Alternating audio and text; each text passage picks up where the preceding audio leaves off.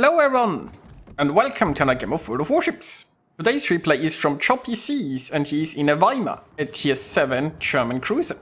He's on the map Fort Line. It's unfortunately a standard battle with a sub, no carrier though, and the team has already lost 2 ships. More importantly, most of the team is positioned weirdly, right? They are not here on the flank. Well, there is a sub still here, I guess. The other side has a Lyon and a Jarvis, and most of the ships are just... I have no idea what they are doing. They are all like clustering around the center. I don't know, maybe they are looking for treasure. Maybe they think there is something there to loot. I have no idea. Now, what this means for Choppy Seas here is that he is now kiting away from that New York. There is an enemy force approaching through here, and not really a single ship will be able to help because they're all behind islands. Now, the sub is helping, I suppose. Well, helping, it just missed its torpedoes, but it is getting the attention of that Duke, so I guess that's something. Now, the Duke is on fire, although I think he damaged Cond. So that's, well, that's an issue. I don't think he can set a secondary fire here with the island, although he did get some hits in. And I suppose the Duke is gonna come around here again. On the less bright side, if the Duke does come around here again, it means it can shoot back. And it's not what you want in your cruiser. Now, what you would really want is some help. Actually, if the Duke would push in further, maybe that New York or so from the center can actually help. Meanwhile, the Sims is hunting the friendly sub. The friendly sub is actually well, it's a sub that knows it can dive, but it's not really maneuvering out of the way. And I'm not sure if it's probably hydroed actually by the Duke. Well, was at least at first, right? Duke has hydro once it's dived. Obviously, the hydro can no longer detect it, because, you know, why would hydro detect a submersible? Anyway, at this point, the sub was already caught. The destroyer was on top of it, and it didn't manage to maneuver out of the way. So, yeah, friendly sub is dead. But the Duke's on fire again, so there is that. And the Duke is now getting stopped from pushing by the friendly team, right? If the Duke pushes in further, it's going to be broadside in front of a lot of friendlies. And it seems hesitant to do this. It might actually turn away and flee now. Meanwhile, the friendly team hasn't moved from their spot because, I don't know, like, you know, maybe somebody dropped some breadcrumbs and they all think they're pigeons and they want to eat it. I mean, who knows? Maschinenboost deaktiviert. Now, the Duke of York has actually gone into concealment here, and Choppy Seas can turn around and push back in, I guess. There was the Duke. I mean, the bright side about this is the Duke is trying to disengage, right? Because it's realized that there is a whole nest of friendlies sitting here and it doesn't want to deal with it. Which means it's not shooting back because it's going for concealment. So our Weimar here has the opportunity to get in some free damage, which is always nice. Now overall the friendly team is 2 ships behind, which isn't the end of the world, but you know, arguably the friendly team had very few ships that participated in the battle so far anyway.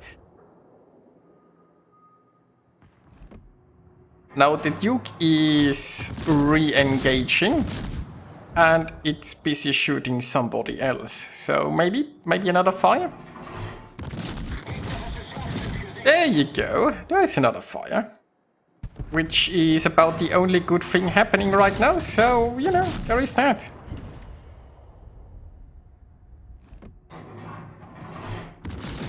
There are 6 enemies that have been destroyed so far. No, 6 friendlies that have been destroyed so far. I mean, maybe they have been enemies all along, who knows? And 3 enemies.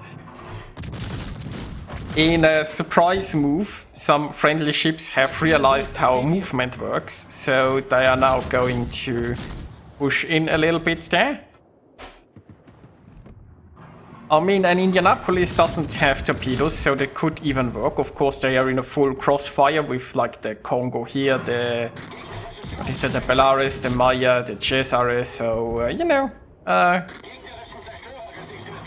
it's probably not gonna end well for them, torps or not. Oh, there is a Sims, there are torps then.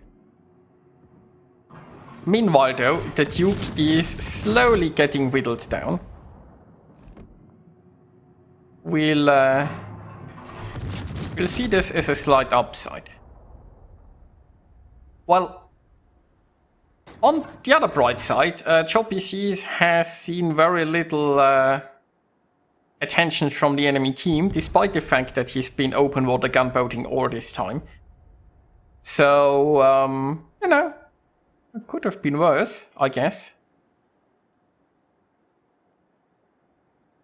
Now, it looks like he will have to do some more open water gunboating as the enemy team is now pushing the camp.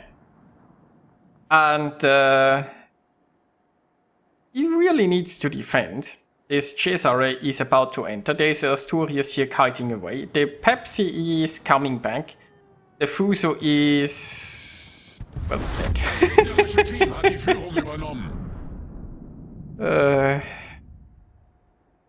Well, and the helpful game announcer just announced us that the enemy team has taken the lead.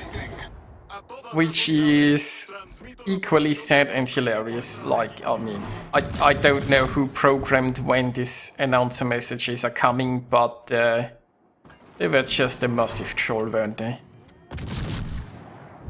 Meanwhile, we've got a fire on the Cesare. Cesare doesn't actually have smoke, so whoever is smoking there is going to be a destroyer. And... ooh, that Maya is going down. Considering that there are only 2 friendly ships left... oh wait, 3 are now aiming at him.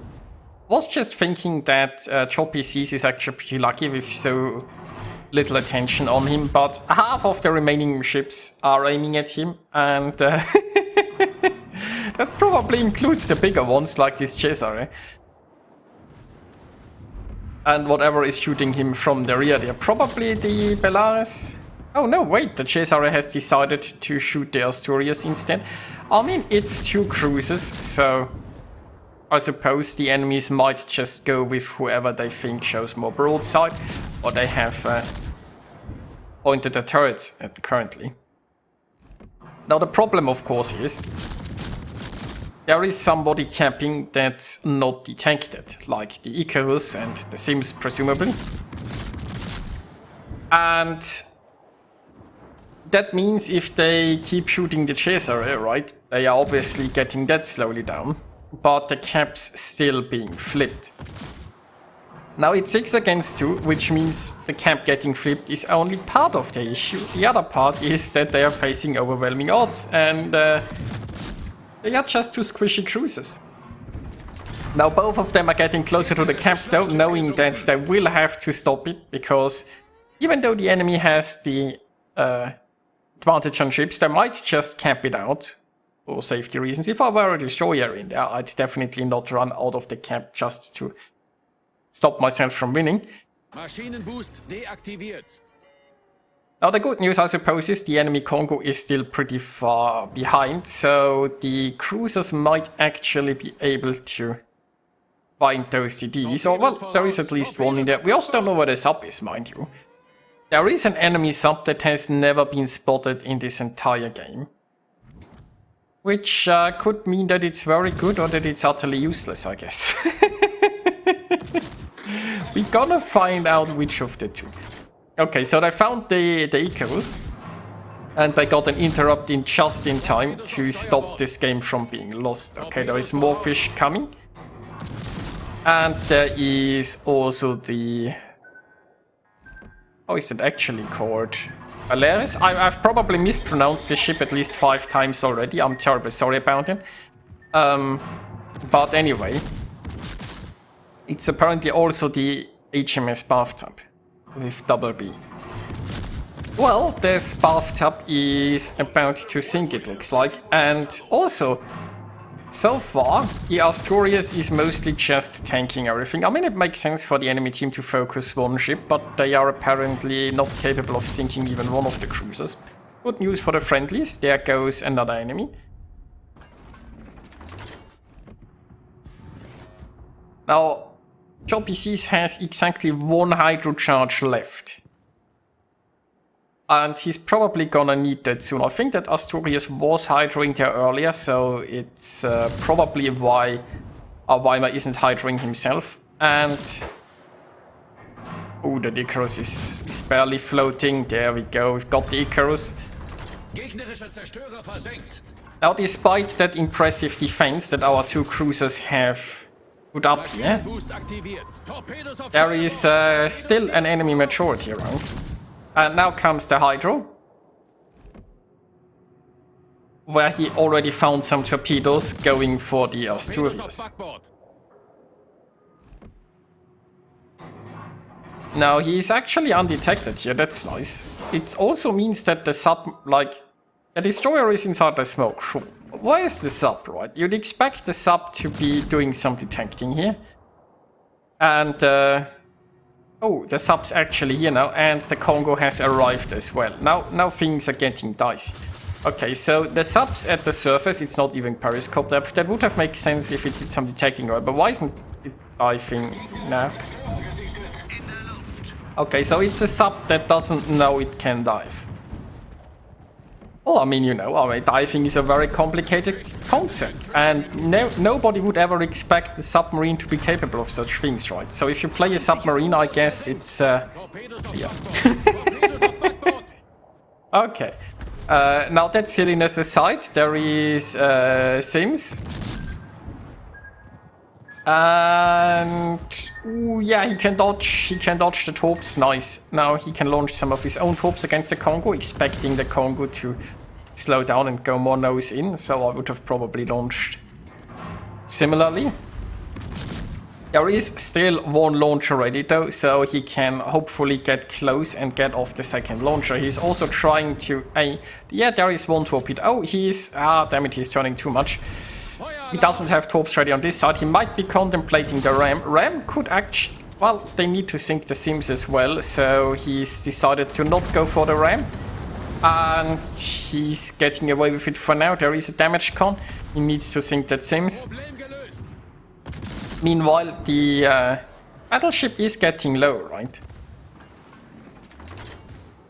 So is the Sims. Okay, the Sims should go down here. That means that... oh, he beached. Well, he does have torps ready on this side again. The Congo is also on fire. And we've got one launcher off. Down he goes. But will the torps hit? I mean, they kind of have to. The Asturias is on very low health. I mean, the Congo is as well. But it's gonna be tricky otherwise. Come on, torps, come on. There you go.